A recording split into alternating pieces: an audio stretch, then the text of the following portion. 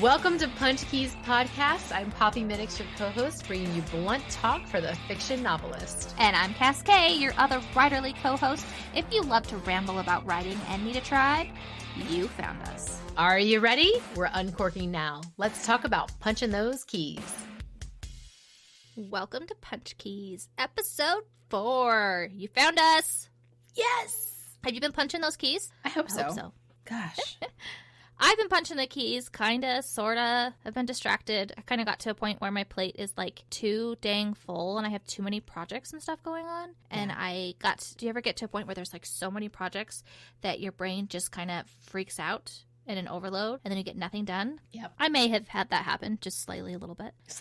And the worst part is I think we were both freaking out at the exact same time. I know, and we still liked each other. That's right? Something. It's true. Plus. So we are here today to talk about basically the process of starting a novel. I mean, we can label this what we want. We can call it plotting, pantsting, world building, outlining, plot beats, whatever research method you're doing to help you organize how you're going to tell a novel instead of just talking around the fire, because it's two different skills and a novel is really long. Yes. It's a lot to organize. It's a lot. So, tell us, Poppy dear, how do you get going in a project? How do you start off? Ooh, okay. I am a weirdo and I just embrace and drag chaos to myself at all times. So I like to switch it up pretty frequently. I have completely plotted out a novel before, and it was the fastest work I've ever done. It was during NaNoWriMo 2019. Yes. And NaNoWriMo yes, is November. It is goal. November. It's like all writers who are involved of all genres and everything get together, and their goal is to write how many words in a month? It's 50,000 words. It's National Novel Writers Month is what it is. So if you Google National Novel Writers Month, you'll come up with NaNoWriMo. And that is I want to call it a game, but it's kind of a game. I love games. So I'm going to call it a game. It is a personal goal setting. You write 50,000 brand new words in the month of November. It's kind of like a global writing tribe. It is a global writing tribe. I have met so many awesome people on NaNoWriMo. And it is one of those things where it's just such a fun, it's meant for you to get your shit done. Is basically what it's meant for you to do. It's meant for you to stop thinking and to just put words down and get it down and go. So my first published novel is a NaNoWriMo novel. I have a Nanopunk that is a NaNoWriMo novel. And that's one of those things where I plotted the whole thing out. My second NaNoWriMo year, I plotted the entire thing out. I knew exactly what was going to happen. It was the first time I've ever known the ending. Before I started writing, I knew it all. And so I took notes on each chapter. Everybody's got a different plotting method. Everybody's got a different way, a different method. There's all kinds of incredible plotting things that you should learn about and then put it to use for your own stuff. There's no wrong way to do it as long as you were actually finishing your novel. Exactly. So some people work better in just literally throwing their hands up and being like, I got this, and just starting to write. Cass. And then other people need to take some notes and figure out like what's going to happen each chapter and just kind of get an idea of where it's going. It might change. That would be me. Or it may stay exactly the same. So it just depends on getting your first draft done. The ideal thing for plotting, pantsing, any of that good stuff is to just get your first draft done. Literally, that is your goal. Definitely. And I would say I'm not a full-on pantster. So pansters are the ones who like have no plots. They just start writing and see what comes out. Plotters write an outline, and you have such a varying degree of how intense that outline is. Mm-hmm. I guess I fall into the pantster category because I do not write an outline. Like, that doesn't happen. But I do build a world. I research and world build like crazy before I ever start a novel. I don't know what's going to happen in this world, and a lot of times I don't even know who the characters are in the world. Right. A lot of times I know my world before I know anything else. And I think that's hugely also because I'm a fantasy writer. Yeah. So I have to build an entire world. I have to build a magic system. I have to build world like rules that make sense. And I'm urban fantasy, so I'm usually sticking some of the fantastical elements into an existing world and different and unique ways of doing that. Yeah. And so I set my rules up for all of that before I write my story. But I don't plot because I don't know what my characters are going to do. So once I have my world set where I feel like I understand the boundaries of the world, then I sit down and I'm like, okay, so who are you? What are you doing?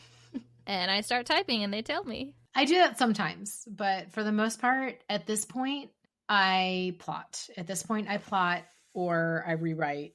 It's basically Do you think what that's happens. because you're more experienced? Or is it like a certain style? Because you have a couple different styles. You do the paranormal romance, you do the contemporary romance, you do the cyberpunk romance. I do. So do you think certain methods work better for different genres for you? I do think, it is very interesting. Genre definitely has a huge point. If you are a literary person, you're looking at plot and how your words can affect that. If you're a romance person, you're looking at your characters and how they get together. If you are, it really, whatever your Fantasy, genre you're probably is, looking at your world, which is why yes, I if start you're with fantasy, a world. you're looking at your world and how your people can be plopped into the world that you've created. There are so many different ways to be able to do these sort of things. So I have experienced multiple different ways just trying to like flounder through and figure out exactly what works for me. Because I think that is a thing. I think it's one of those things where every single person in the writing world is kind of different into what works for them. And there are so many incredible writing techniques that you can kind of take pieces of and put together as you become more experienced in novel writing. My first book was completely off the cuff. I wrote a scene. I didn't expect to write anything other than that. And then it became a chapter, and then it became a whole bunch more, and then it became an entire massive series. I would assume that it's that way for a lot of first, maybe not that exact so way, too. but a way where it's a little bit chaotic and there's not quite a system yet. Yes. Let us know if you're someone who had a system in your first novel and how that worked out and you've stuck with it. I would really love to know that. I think there are people who have studied English and creative writing and stuff like that. And maybe they've done short stories and maybe they've done stuff. And then they're like, I have an idea for a novel. And then they put it all together and it works perfectly. Please let us know if you're that person, because that is not me. Like, I did not expect ever to become a writer. I am not one of those people that was like, I am going to be a writer. I was going to be everything except a writer. And then for some reason it smacked me upside the head. And here I am. I am officially an author. So it is one of those things where it's just, I think you just have to figure out what works for you. But what works for me can be all kinds of different stuff. I mean, sometimes I plot, sometimes I pants. Sometimes my brain really appreciates a good, hey, I have an idea. Let's just start a first chapter. And then what typically happens for me is I'll start the first chapter. I will blow through a first, second, third chapter. And then I'll get to like chapter number 5. I'm starting to realize myself more now. I'll get to chapter number 5 and I'll go, ooh, okay. I need to pause because all the ideas are coming from every different direction and my brain is going to explode. So I need to pause and I need to figure out the next like 15 chapters. Pause and plot. I need to pause and plot. And that is exactly what I will do. So sometimes that works for me. Sometimes I'll have an idea and I will plot the entire thing out. And then I'll get to chapter 8, 9, or 10. And then my characters will be like, yeah, I'm totally not going to do that. And that's okay too, because sometimes that puts you on a different path where it's like, you think you know what's going to happen. And then your characters become real. And then they decide that is just not in their wheelhouse. And they're just going to say, screw you, and go do whatever the hell they want to. And there you go. So now you become a planter. And it's just so wacky figuring out what works for you. And sometimes you might have written, I'm raising my hand right now, you might have written 12 or so first draft novels and you still don't know what the hell you're doing. So, I mean, it's eventually an art. I'll figure it out. There's no wrong or right way or rhyme or reason. It's art. That's true. I mean, there really isn't a right way to do it. I wrote 67,000 words in my NaNoWriMo plotted out novel. So if you want to write fast, it depends. Where do you allocate your time? So if you want to write fast, maybe you should allocate a couple weeks to plotting out something and figuring out exactly where everything needs to go. See, I don't agree. I don't think it I don't Depends. think it's a matter of how fast you want to write the novel, because I think what happens is if you pick a system and a way to do it, I think if it doesn't match with your how your creative side works, you're Then going you to give stall. yourself writer's block. So I Yeah, that's think true. it's more about doing what keeps the voices talking. Yes. So if you So, try a system yeah. and a method and all of a sudden the voices stop talking to you and it doesn't work, don't do it. So for me, Yeah. if I start outlining and I start doing that, everyone, all of the whole book stops talking to me. We And have a lot of it's friends who do that. They're like, yeah, now I'm bored because I know what's going to happen and I'm not going to write this anymore. And it's like, okay, well, I totally and utterly get that. Like, I like to know what's going to happen, but then it might alter. I don't know. I think yeah, I think part of it too though is trying to take control over the time and everything instead of just letting your creative mind work. It's hard to tell though because there's so many people who do the self-publishing thing and the whole guerrilla publishing where they publish tons of books. Like Gosh, a book a month, yes. some of them. Some of them are like 3 books a year, which is still a lot. Yes. And they are pumping out books, so they do have like a very strict timeline.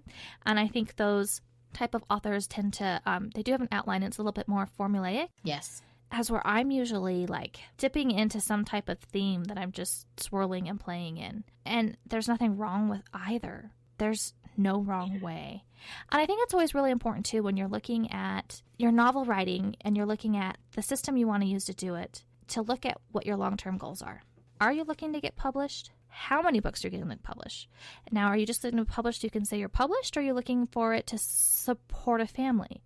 Are you looking for just being able to be a good storyteller and it's okay if it's published or not? Maybe you just want like an online following. You don't care if it's ever actually picked up.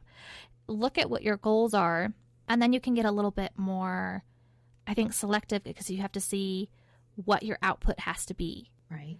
And that's going to affect your system too. Because if you're looking to like guerrilla publish it and support a family because you're making money, I don't know if you can just back float in theme like I do. I don't know if that works. Yeah. I mean, it's like, I want to agree with you that there's no right way. But at the same time, if you have 8 half done first draft novels, then you're doing something wrong. And you need to That's true. pause. You got to finish and your you shit, need peeps. to stop, and you need to figure out what the hell you're doing that's not letting you finish your work. So let's just say that you are that person that just keeps getting distracted by shiny new ideas, and you just can't, like, you, because you just really, but that thing over there, it has mermaids, so like I gotta go and like follow the mermaids and the muse. Okay, but pause, because you have 6 other works that are half done waiting for you to finish them, and you just can't seem to do it. So there's something wrong with that. You need to pause and you need to go do some studying on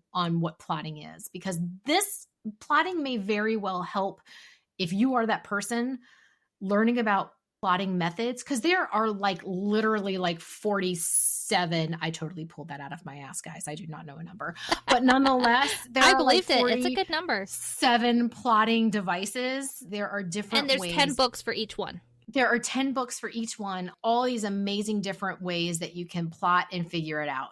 So you need to take a little pause on your 9th work in progress that you only have 20,000 words into. You need to pause and you need to go read like 2 or 3 of plotting books just to figure it out, just to go say, okay, what else is in this world that is going to help me finish my work? And it might be one of those things where it's like, you know what, my beats are wrong, or I don't know what's happening, or I'm really scared of finishing. Nonetheless, when you figure out what other people are doing with plotting devices, it kind of gives you inspiration and ideas to finish your own work. And so I think that it can studying be the done. craft is always a win.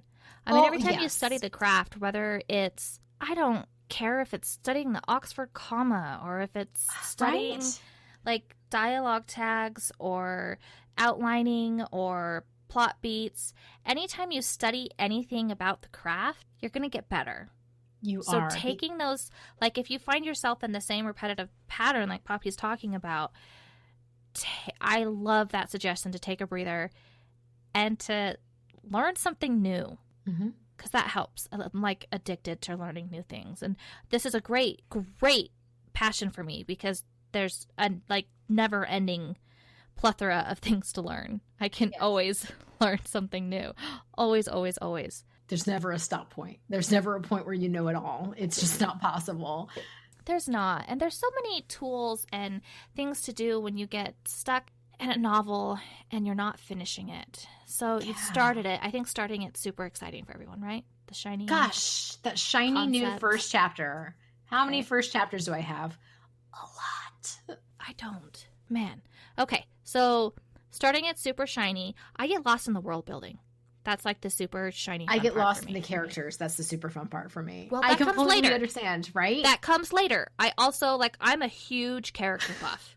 I'm your girl for character arcs. Gosh, you are incredible at your character development, and it does come later. I get that. Your world comes first. Mine is literally ass opposite. My people come first, and then I'm like, they're walking around on a blank screen until I figure out what the hell is happening in their world. So you've started it. It's super shiny and pretty, like where you're going and you get stuck because you're through the first act. Right? So let's break it up into 3 acts like we're watching a theater play. Because, I've done enough theater in my life where everything's come back to the stage. So we're on the stage. We're done with our first act. And where we're going to go with it, there's a couple tools to do. So stepping and pausing for researching, plotting, and plot beats is one way. I have 2 other things that I do, but they're very non-traditional. Tell me all about them because I am super curious about your non-traditional work. I love non-traditional things. Well, you know all about it, but I like that you're pretending like it's something new and exciting for you. So one of them for me is role-playing. Oh, yes. So I can, okay, so hold up. If you have heard that phrase before and you made a scrunchy face, you're like, ooh, does that mean I need a French maid outfit? No, it totally doesn't. Does that mean I need to pretend like my characters are Harry Potter and Hermione and they're going to have sex? No, it doesn't mean that either. Roleplay, although predominantly used for fan fiction or erotica, can be used as just this amazing character development tool that I think is so underused. Yes. But developing a character and their motivations and finding out random details is really great when I play them off of a character that I have no control over. So if the other character is a different author, like Poppy, who comes from a different genre, who thinks entirely differently than I do, if I'm having a hard time with the character, I'll be like, hey, Poppy, can you throw some of your characters at this character? Because I'm missing something here. Yeah. And so she does. And we play off of each other, and I start to learn things about that character I would have never learned because I would have never poked them in that way. Because a different author's brain is working against me, and everyone's brain works differently. Gosh, so it pushes me outside of my comfort zone. It makes me think differently. It makes me learn new things. It makes me see different aspects and layers. And I was like, oh, wait a minute. So, we're working on a roleplay thread right now because I'm having a hard time with one of my characters. And I can't. She's like this druid and this really old character. And so Poppy's like, let me throw some Celtic mythology characters at you for fun because that's what you do. And that'll be fun for me. And she's an awesome friend. And as we're doing it, I'm like, oh my goodness. I did not realize the theme about my book is cycles and how everything repeats. Yes. And I found it because I'm playing this roleplay thread and that keeps coming up. And that everything, I'm like, oh, it's cycling back to the exact type of scene that happens in the book later on, centuries later. And there's just so many things that you can get and you can realize that have nothing to do with fan fiction or erotica. Yes. That is so true and really, really helps you in development of your world building and your plot and your characters and getting everything where it needs to be for your plotting. That can also be done pre-plotting too, because I have thrown characters in as well beforehand just to kind of get an idea of who this person is. So, I don't necessarily think that plotting is... What kind of characters? Give us an example. Do you want me to give you an exact, precise... Yeah, character? Give some details. Wrath is totally an RP character sometimes. He is in a book. So I have a character that is in a book and he's a secondary side character. And then I'm sitting here going, I don't think this is going to work for like a full novel. And then I started pushing him into an RP thread, and now he's become a full novel character because there was some backstory stuff that I wasn't quite sure of. And granted, here's the funny part about RP is that sometimes you figure out exactly what you need and like what that person is. And sometimes you figure out exactly the opposite. So I had thought that he was going to be this very like something was going to happen here. And then he actually turned out being exactly the opposite. But I learned that. What did you think he was going to be, and what did he become? Okay, so I thought that he was going to be. He's had a rough time. Poor he's a god. All right, he's a god of shadows, and he's had a super super rough time because he had a breakup with like this 50-year relationship with another goddess. And so I'm sitting here going, okay, what would you do as a character when you broke up with somebody after being with them for like 50 years? All right, he is going to go on a drunken bang fest. That's pretty much what's going to happen, right? And so I went on an RP thread where he was just a hot mess. And I realized that he totally wasn't a hot mess. Like, going into what he actually is he has closed down even further. And so like that RP thread helped me. It was very, very, very short. It was not very many stuff at all, but it was a plot point for me where I was like, okay, hold up. He didn't do this. He actually did this instead. And for me, my plotting tends to be based, because I'm a romance writer, tends to be based around people and how their relationships go. And so when I'm looking for inspiration on pulling together a plot for my characters, and I turn to different methods on trying to figure out what a character does and who they're going to fit with, because really when you're in romance, like that is your main goal, is trying to find a fit for another person. Every single person in the entire world has a fit. It's not this, and that's super fun for me, and that is literally the theme of my life and my writer career. I feel like is just to show that there is a fit for every person. Poppy is the doctor of love. And it doesn't matter like how someone thinks how bitchy they are or how someone thinks how meek they are. There is a fit for that person because that's how people are. Like, you find a best friend, and it doesn't necessarily mean that that person is exactly like you. It doesn't necessarily mean that that person is exactly unlike you. It means that person just fits you for very specific, weird, wacky reasons that sometimes make sense and sometimes are just like, I did not think those two people would be friends. And they are the best of best friends. And it's just, I love that about people. And so all of my plot is based around what the hell is happening with people. And so for different plot points and for different things, that was definitely a huge factor sometimes in trying to figure stuff out. Is what you think might happen when you're plotting out a person may necessarily not happen depending on the world building that they've come against or specific things that you've experienced with them to try to figure out. If you want to use role playing as a tool and you're more interested in this, pop into our Discord group. Yes, please. And ask us some questions about it. We'll give you some recommendations of where to turn to. Yeah. And how to go about that, because we definitely have recommendations. And we are most definitely going to have a future podcast entirely based around RP, because we have written a novel together based on an RP thread, which doesn't typically happen. And yes, it's amazing. And it is freaking amazing. And we can't even be more excited about it. And we have a second one in the works. And so you are going to hear a lot about collaborative writing with people and how RP and collaborative writing actually functions and how sometimes it doesn't. So that's going to come in the future. But for now, when we're talking about plotting and stuff like that, there's like a gajillion different ways that you can sort of fix and put together your writing and your plotting and stuff like that. You can take notes, you can write chapter summaries, and that helps you tremendously for like your synopsis. A synopsis is basically a kind of Cliff Notes version is the only way I can kind of describe. Would you describe it as that, Cass? As like a synopsis is sort of like a Cliff Note version of what the hell is happening in your novel? It's basically taking like a sentence or two to summarize each chapter and then turning those sentences into an essay. Yeah, it's your major plot points. It's like your major plot points is pretty much what you're happening. So you turn your 80, 90,000 word novel into 900 words. It's Yay! painful. I'm It really bad at it. hurts. It hurts. And So it's also, I wouldn't personally recommend that but a lot of people really like it. I know a lot of people who are like, I was super stuck, so I started writing the synopsis and the plot beats yes, and identifying them, and I saw why I was stuck.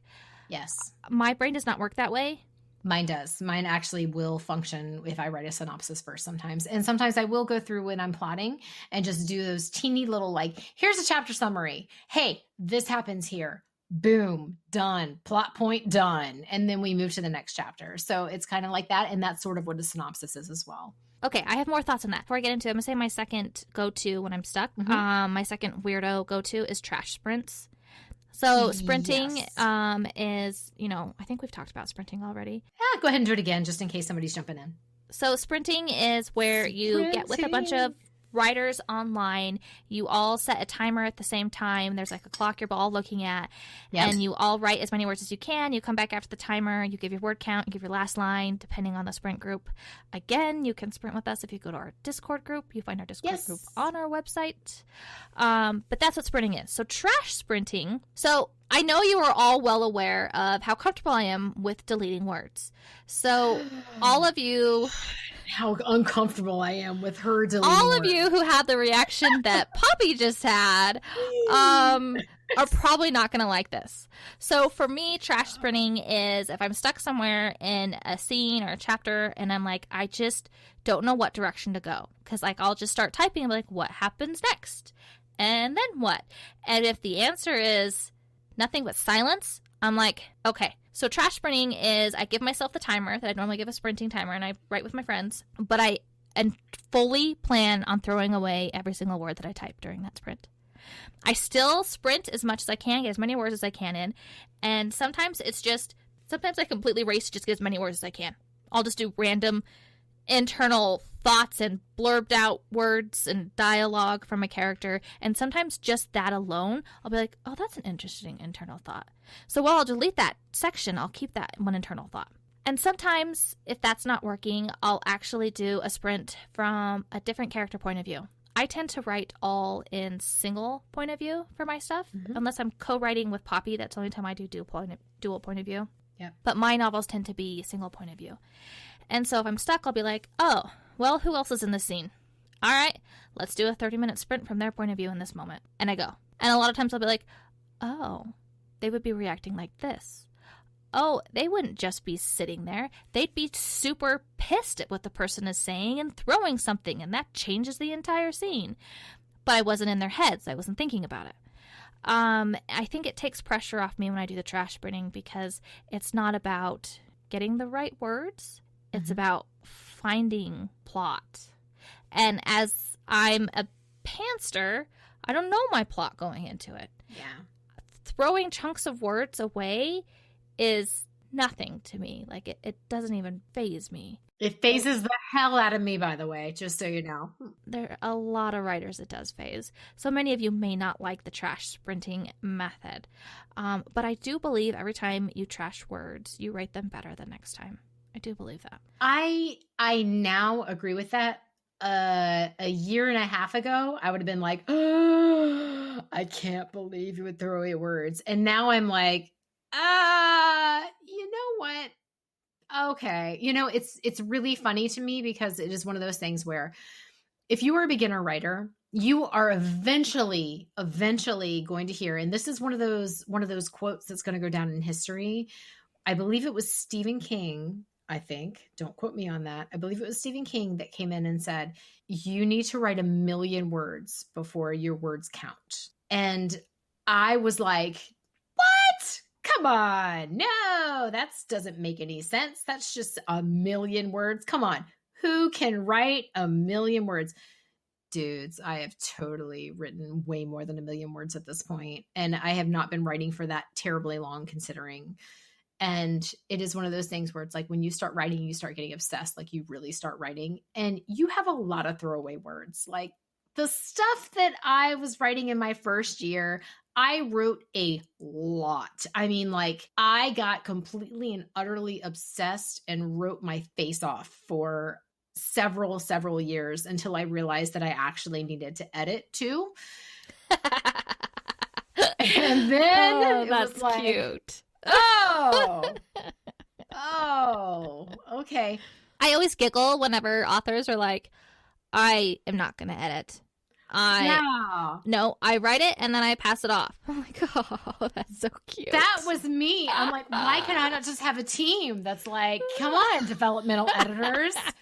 Come on, like you got this. No. Like your first drafts are just, and I will say it, and I will tell you that 2 years ago I'd have been like, shut the hell up, Poppy, you're crazy, because these words are amazing.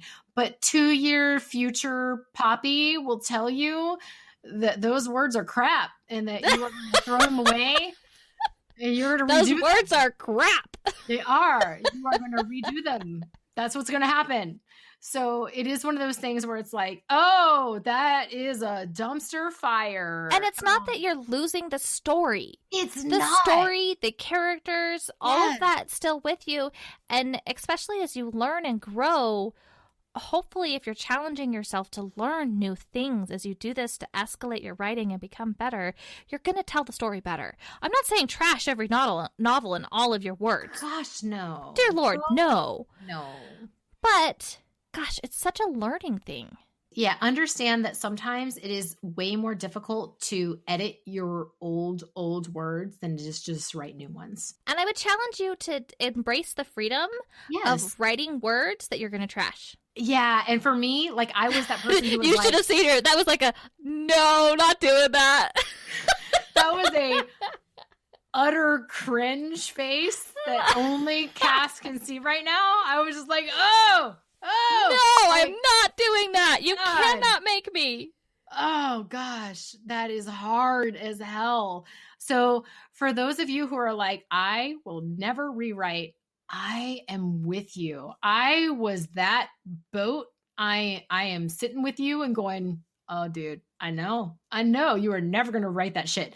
No, you probably are. But you know what? It's okay, because what you need to do, the biggest, most giant, huge thing is for you to get an entire work completed. Like that is literally your goal. Now, regardless if you delete it or not afterwards, it doesn't matter. The skills that you learn from opening and closing something and all the stuff in between, the arc of how to do that. Yes. And the more you don't finish it, the more you train your brain to not finish. Yes. So you need to finish your work. So if you are you don't know what you are yet, a plotter, pantser, et cetera, if you have no idea what's happening yet, I get you. I am still trying to figure out. Oh, I have a new group. Go ahead. Oh. Well, there's the group that's the perfectionist. Oh, yes. And they're the ones that they do rewrite their words, but they rewrite the first few chapters over and over and over and over. But they don't ever finish it because they have learned and they've embraced the fact that they are learning and growing so they can do it better. They've learned this new tool, so they go back and rewrite their first 5 chapters. But then they learn another tool, so they have to go back and rewrite those with that new tool. And then again, and they never finish their novel. They never finish their novel. And at the same time, okay, so when you are querying, there is definitely a huge thing where if your first 3 chapters are fantastic, somebody's going to ask you for your full manuscript. So they're going to be like, please give me your stuff, because that first 3 chapters were incredible. Let's say you've edited your first 3 chapters 54 times. Okay. So you've edited your first 3 chapters 54 times. What have you done for the rest of your work? You just slapped an ending on and you've read it through a second time and you were so excited to query, you just send it out. You just send it out and you're like, it is done. Dude, it is done. And so you send it out and these people read your first 3 chapters and they go, ooh, damn, this is good. And then they look at the rest and they go, oh, what happen, Frankenstein. It is just I love me some everywhere. Frankenstein. It needs stitches, but it is not good. But at the same time, it is one of those things where it's like, there is a certain point where you cannot be perfect. And the funny part is that I think editors and agents know this, and they are going to sort of point you in a direction. But make sure that your plotting and your storyline is the most important part. I think it's really important when you learn a new tool when you're writing and you want to go back and apply that tool to the first 3 to 5 chapters, that you just apply it to the chapters as you keep writing. Because you are going to learn new tools. You're going to learn new plot twists. You're going to learn new things about your ending, even if you've plotted it all out. When you write it, there's a different flavor. There's different details. There's different things that you have to call back in the first. And so I would really recommend to just keep pushing through and to not edit until you get to the end. Then go back and edit it with 3 tools that you learned instead of 3 different times editing 5 chapters and never understanding how to finish something. Yes. And then, or doing that and you actually do finish it, but you hand it over to an agent because you're querying and your first 3 chapters are amazing and your ending is a hot mess. Yeah. And that can happen. Endings are hard, guys. Endings are just as hard as openings. Yes. And they need attention. And the middle needs attention too. And I think that oftentimes we forget there's a middle point that we need to make sure that makes sense.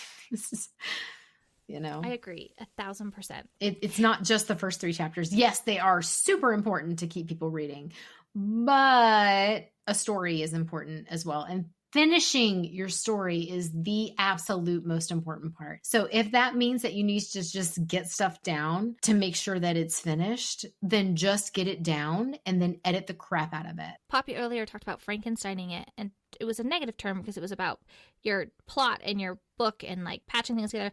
But I really like the concept of Frankensteining a method of how to write. Yeah. You can take some of the plotters, some of the pansters, some of the plot beats, some of the writing as synopsis. Maybe you are doing some role play. You pick and choose what works for you. It doesn't have to be all or nothing for any of these methods. Yes. The trick is whatever gets you to get it done. Yes. Well, and learning all of these amazing things, that's the cool part about every single thing about writing, about style, about plotting, about all these different things that you learn from other people will all sort of be this arsenal that you have to pull from for your own writing. And that's the super, super important part. Like, you should be learning. You should be going out and you should be reading a nonfiction at least every quarter, if not more than that, so that you can kind of figure out what the heck is going on with writing. If you are a new writer and you want to write, all right, if you're just doing it for fun, then fabulous. And if we help you along that path, then that is so incredibly, totally cool. But going through and learning from people who have done this 20 times, 30 times, 40 times, 50 times, 175 times, and who teach it in college is super duper important. The ones who actually know what the heck they're doing. It doesn't mean that you need to be them. It doesn't mean that you need to go through and say, this person does the snowflake method, and therefore I will also do the snowflake method, and it will be perfect. Because that might not be you. You can take pieces of the snowflake method too, though. Exactly. That doesn't mean that you can't take the snowflake method and say, you know what? I really freaking loved this about the snowflake method. And then I mixed it in. Guys, the snowflake method is actually a real thing. It is you need to go just Google snowflake method. It's amazing. There's all kinds of incredible plotting ways that you can do that may or may not work for you. But as you're figuring stuff out, keep learning, keep going through and checking it out to see what works for you and what doesn't. And you might read something and be like, well, that's bullshit. But you know what? You know now that is not going to work for you. It's also helpful to have a diverse writing tribe. Yes. Not just diverse in genres that they write, but diverse in their processes. Sometimes having a writer tribe where you're bouncing ideas off and talking to each other, and if they approach the process of creating a novel in an entirely different way than you, they're going to poke you differently when you're stuck, and it's going to be awesome. Yeah, that's true too. Because they have a different method. They have a different perception. If you haven't listened to our first podcast, then you should totally go do that right now, because it is very much on trying to find your writer tribe. Just going through and talking to people. Go see what other writers are doing. It's really important to if you want to be a writer, to go kind of figure out what the hell everybody else is doing, and all these different amazing methods, all these different things that you can use to create your own path if you are starting out. Because it is a constant experiment in figuring out what the heck you're doing. Some things work, some things don't. Some things work sometimes, and then some things don't work other times, if you're me. So, sometimes I plot, sometimes I pants, sometimes I write with Cass, and she throws me for a complete and utter loop, and I go, well, there goes my plot points, and I just go with it. So sometimes being flexible is the key. I'm not joking. That does bring me utter joy. Yeah, it does. I'm like, there goes my plot. And such a mean friend. And Cass is like, yep, there goes your plot point. Now what? Gonna wing it. And I'm like, okay, guess we're winging it then.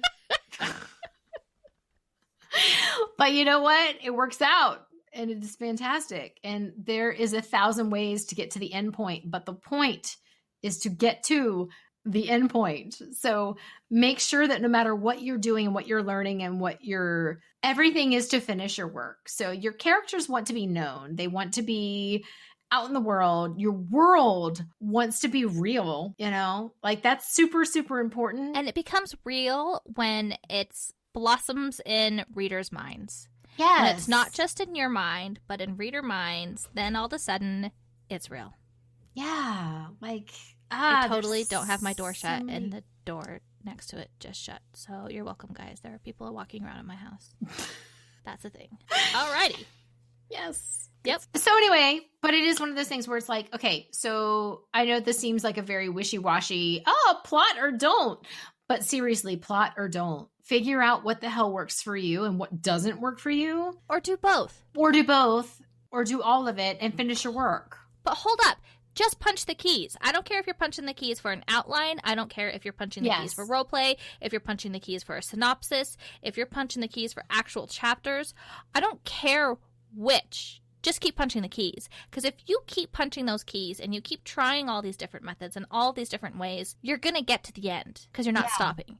As when you stop and you get lost in your own head and you just think about it and you stop hitting the keys, that's when you don't finish. Yeah.